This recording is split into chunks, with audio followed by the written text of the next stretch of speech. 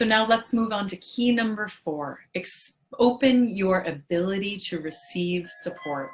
So key number 4 is to open your ability to receive support, to stop trying to do this work alone. You may think that by doing personal development, self-development work, it's meant to be done alone, but in fact, you're only creating more struggle for yourself by closing yourself off to the support and love that's available to you on your journey. So the 6 obstacles for key number 4 as to what keep us, separate from our ability to open and receive support are we stay alone, invisible, and isolated. The common mistake that women make is to think that transformation has to be immediate and we have to transform and heal everything immediately and that it has to be done alone. So again, I just invite you to come back here. If you get distracted for a moment, just come back here and really take that in. Can you really hear that? The common mistake, why so many women get out of the game here, especially when we're talking about tender relationship stuff, is that we think that transformation has to be immediate. It has to be like instantaneous, and that we have to do it alone. So obstacle number 2 here is where we misunderstand how transformation works. We misunderstand the transformative process. Because here we are, when we want to change something, we're often thinking about something that feels distant. It's far away. It's this vision of love. It's this transformed future experience where we see ourselves, living our vision of love. We're happily married. We're sharing our lives together. We're just experiencing all the joys of relationship. However, if we're over here in looking at our vision of love from this limited vantage point of our comfort zone, of our current reality, which is where we feel stuck, and we're looking at this, it feels so far away, and it's so easy to feel hopeless or to feel like, oh, it's never going to happen, or it's not for me. All those stories come up because it feels so far off in the future. And then from there, it's hard to even know what your next steps are, what to focus on. And so it's really easy to stay overwhelmed and to do nothing, or just to spin your wheels unclear as to what to do. This misunderstanding the transformative process really gets in the way and interrupts a lot of women from actually taking the steps that are needed to transform this stuff. So number 3, the obstacle that gets in the way is homeostasis. This is your comfort zone. It's the familiarity of your old stories. It's the excuse me, your comfort zone. It's the old beliefs, it's the old patterns that we play out, and it feels so compelling. It feels so compelling because it's normal. And the reality is we are wired to resist growth and change. Like, say that aloud. Like, I am wired to resist growth. And pop culture and pop transformational culture does not pay enough attention to this. We are wired to resist growth.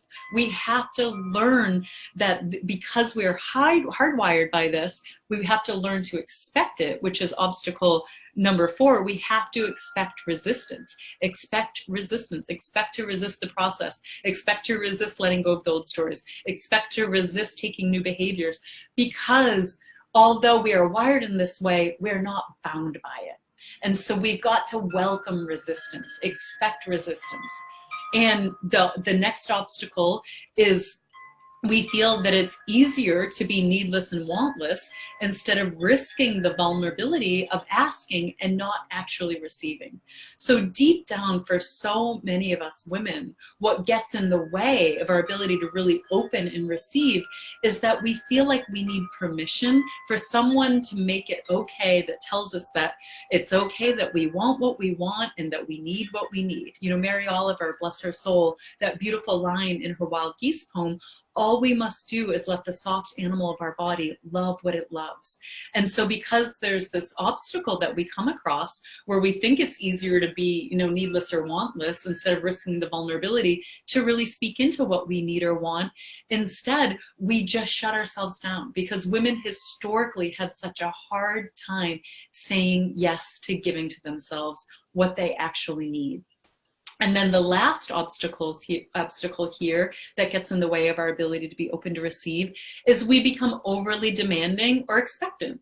So we either swing, as you can see, we swing from being needless and wantless to then being overly demanding and expectant, where nothing is ever good for us. We reach out, we get support, but it's not good enough.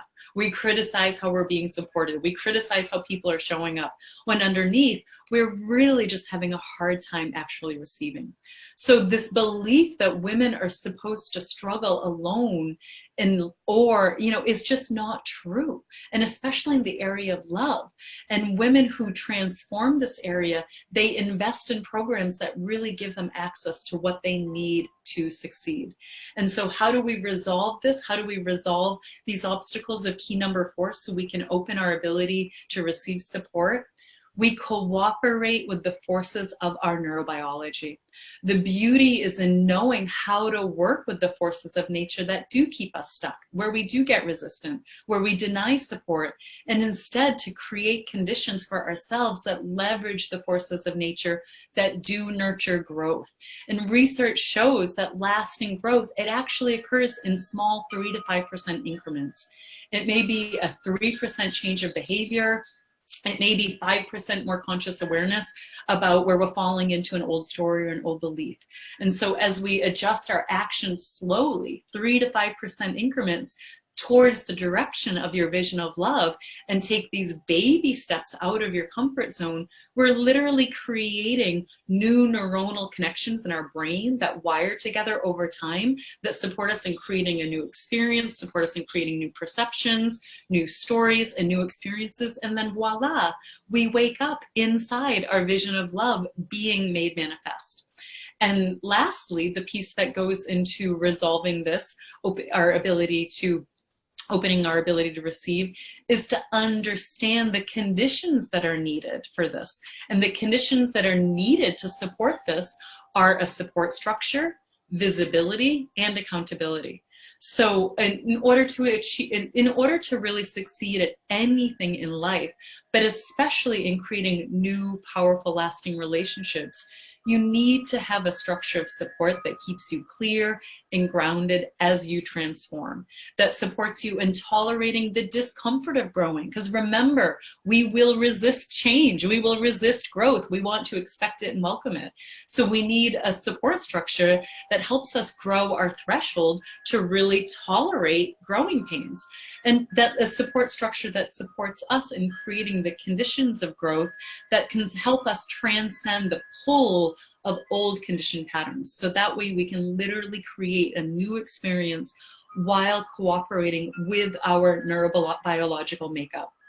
And the support structure, it supports us in moving through the unconscious resistance that has previously kept us invisible, settling, tolerating, and selling ourselves out. And instead, this supports us in expanding our comfort zone, increasing our intimacy threshold, because we are taking, movement, 3 to 5% increments of movement in this direction, where it's no different from weightlifting. You work with a trainer, you do your push-ups, you get stronger every day. It's the same process, and a support structure helps this. You need visibility. We need to stop doing this alone. You may think that doing personal development work is meant to be done behind closed doors, but in fact, it really creates more struggle for ourselves by closing ourselves off to the support that's really available from one another, from our sisters, all of the players of love on our journey. When we really allow ourselves to let support in, we increase our ability to receive all of the love and caring that we really deserve.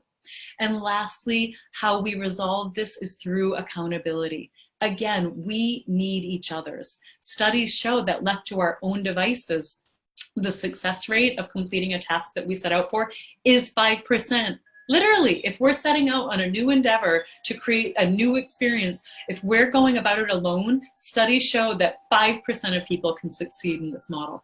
However, studies show that with the proper elements of accountability set up, it increases your odds of succeeding 95%, which is extraordinary. So let's look at an exercise here that will support you in opening your ability to receive support. Let's look at, so what is it that gets in the way of you asking for or receiving support? For a lot of women, it's money, it's time, it's needing permission. There's too many other people's needs, they're busy, there's other responsibilities, a sense of thinking that you can figure it out on your own. Just taking a moment, what is it that gets in the way of you asking for or receiving support?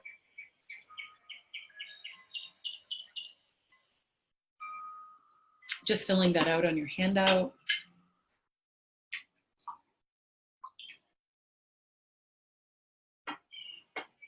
And then looking at that, just based on everything that I've gone over here today, that we've shared today, what you've been writing down in your handout, where do you see that you could use some support in bridging the gap between the comfort zone of your current reality and your vision of love? Is it in the area of clearing out beliefs, clearing out the old stories, the old assumptions, the thoughts that I always get this or I'll never have that? Is it where there's places where the old messaging from your past are influencing you? Maybe you need support in shifting your perception of what it even means to be in relationship. Maybe it's in the area of your emotional maturity levels. Maybe it's processing emotions that have been frozen in time in your body. Maybe it's learning how to hold in your emotional maturity when feelings come up, and maybe it's knowing how to communicate effectively when you're emotionally distraught. So just tuning into that, like, what is it, where could you use some support in bridging this gap? We've spent a lot of time here talking about your comfort zone of your current reality, your vision of love, and what's in the gap, all of these obstacles that are in the gap. So where do you see yourself? Is it behaviorally, where you're behaving in ways that you know don't really, we know when we know when we're out of alignment with ourselves, and we know who we are, but when we behave, in ways over here that don't reflect it, we know that we're out of alignment. So maybe that's where you need support, is in really getting in alignment and lining up your behaviors so you're acting in ways that really represent yourself and who you are. So just feeling into that.